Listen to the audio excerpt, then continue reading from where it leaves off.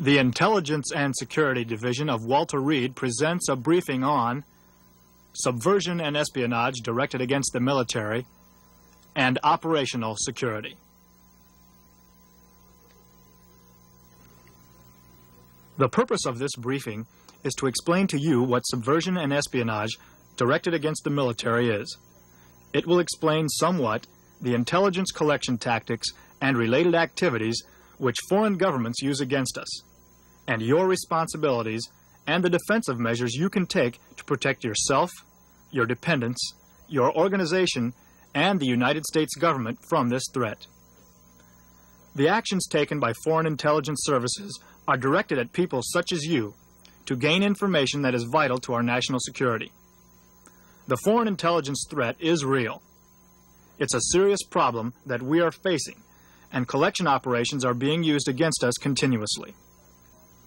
The basic defense for protecting your classified information or unclassified information that can be of help to intelligence collectors is simply using good common sense and having a basic knowledge of how classified information can be compromised. Let's start here. The Washington, D.C. area represents a unique threat to all of us. Why? The Soviet espionage network, augmented by those of the Sino-Soviet satellite countries, is by far the largest in the world. Its operational bases are located in virtually every country on the globe. Thousands of communist bloc espionage agents in the guise of diplomatic personnel, military attachés, commercial representatives, technicians, tourists, and émigrés carry on clandestine intelligence operations from these bases. Some are located in Soviet and satellite embassies, consulates, or their residences associated with these diplomatic installations. Others operate under the cloak of press or travel agencies and trade delegations. Still others pose as citizens of the country they are living in while covertly engaged in espionage activities. There are over 30 known hostile intelligence agencies operating in the MDW area. We must, without reservation, accept that the activities of foreign intelligence organizations, hostile organizations, are extensive. Their bases are far-flung, their professionalism proven, their capabilities in any area extensive, and their principal target is you. In attempting to further their goals through you, they must first make an approach and recruit cooperation. The approach and recruitment of an individual by hostile intelligence is not a haphazard endeavor, but an extensive, well-planned, carefully researched project. The approach may be accomplished under a number of guises. First, the foreign agent might seek your friendship through a mutual interest, such as a hobby, an interest in the arts, a common professional background, or any other common interest. Secondly, he may seek you out in a social situation, such as a club meeting or a party or a place you frequently visit, and later follow up contact with an attempt to form an association of a more lasting nature. Thirdly, he may introduce himself through a mutual acquaintance and seek your association in a more direct manner. Whatever the method, the goal remains the same: to trap you and then use you to gain any information they need. To be of value to a foreign intelligence service, you must be motivated to do their bidding. Persons who become involved in espionage fall generally into 4 categories. 1. Those who operate for material rewards or money. 2.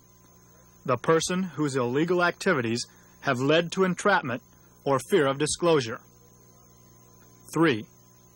The ideologically motivated individual who believes the enemy's cause means more. And 4.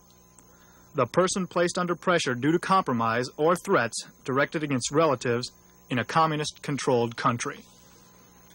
Many incidents go unreported by those who are actually approached by foreign intelligence personnel for such reasons as they were afraid to become involved, or they were not sure how or who to report the incident to. Some are worried about the exposure of the misdeeds that they are confronted with in the first place. If you are aware, become involved in, or even if you have any suspicions about incidents of this nature, report all pertinent facts immediately to your nearest military intelligence office or to your security manager. Please do not discuss the information with any other persons. Please realize that you may be dealing with intelligent and highly professional espionage agents. There are many ways for agents to collect information and many devices to assist them, such as listening devices, which have even been discovered in conference rooms on Capitol Hill. Also, there have been significant improvements in the optical and photographic fields, which has made visual security a consideration. A very serious problem here in the Washington, D.C. area is telephone security. Since telephones can be easily tampered with or intercepted through a variety of technical attacks, remember not to discuss classified information over an unsecure line. As guardians of the national defense, it is incumbent upon each and every one of you to safeguard national security information and to afford this information that has been entrusted in your care the proper protection at all times. Classified material should always be kept in your direct line of sight. Be sure to follow regulations and use good common sense when photocopying classified documents or when handling them throughout your office or agency. Before leaving your office in the evening, be sure to do a complete double check of the entire room as well as the security containers. Watch what you place in your waste containers, particularly carbons and backing papers from your typewriter, telephone listings of your office personnel, papers which, though unclassified, tell of your agency's activities. People seeking employment must remember their obligation to protect classified information entrusted to them, and be sure no classified information appears on an application for employment.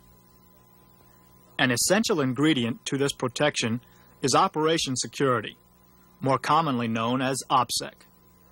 What is OPSEC? There are as many definitions as there are people who have asked that question. JCS Publication 18 and AR 530-1 defines OPSEC as shown here. More simply, OPSEC is all measures taken to safeguard every aspect of the defense capabilities of the U.S. against all known or possible enemies. OPSEC is vital to peacetime operations. The defense establishment is and will continue to be a high priority target for the intelligence collection activities of foreign nations.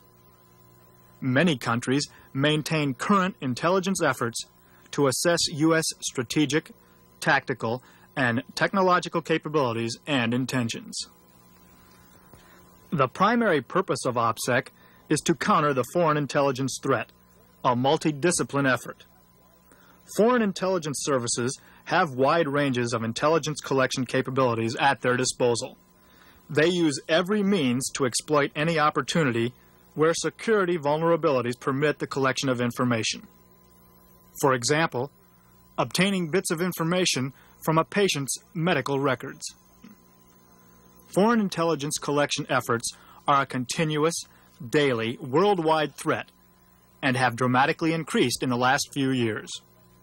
To counter this threat, OPSEC must be continuously practiced and applied throughout Army programs, ranging from research and development projects through contingency plans and field exercises to actual combat operations.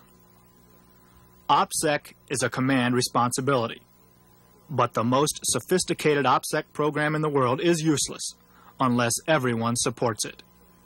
The key to a successful OPSEC program is you.